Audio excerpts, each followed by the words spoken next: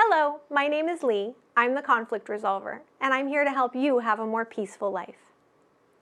We don't do all of our important communication in the same format. Sometimes we communicate in writing, sometimes on the phone or in a video call, and sometimes in person. But no matter how we're communicating, it's important to be aware of how the format affects our message. Last week, we talked about communicating on the phone. This week, I'll give you some tips for communicating better on Zoom or other video calls. Please like and subscribe. If you have a question you'd like me to answer in a future video, leave a comment below. You can also email questions to advice@leechandler.com.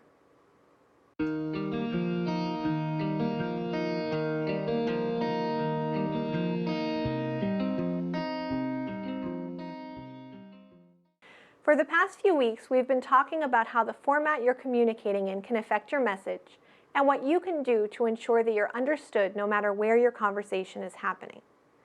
Today, I want to talk about Zoom and other video formats. A video call is an almost perfect compromise, as convenient as a phone call, but you can actually see the person you're talking to.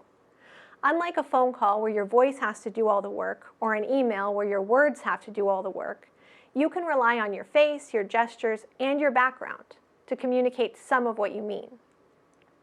But if you want your message to be clear, you have to be intentional about it. Consider how much of yourself should be visible for your conversation. Someone who talks with their hands might want a little more of their body visible so they can express themselves that way. Someone with fidgety hands might want to have the camera a little closer so their hands aren't a distraction. Either way, you're changing the message that comes across in the interaction. Eye contact is a big issue on video. Depending on your setup, you might have to choose between looking at the camera, which appears to be eye contact to the other person, or looking at the other person. Try to set yourself up so you can point your eyes as close as possible to the camera without sacrificing your view of the other person, since seeing them gives you important information about their meaning and whether they're understanding you. Distractions are another big issue. Everyone can see when we're multitasking, so if you're having an important conversation, just avoid doing it. If the conversation itself requires you to take notes or look something up, consider announcing what you're doing so no one feels like you're checked out of the conversation. And don't forget about your lighting and background, which are also communicating for you whether you like it or not.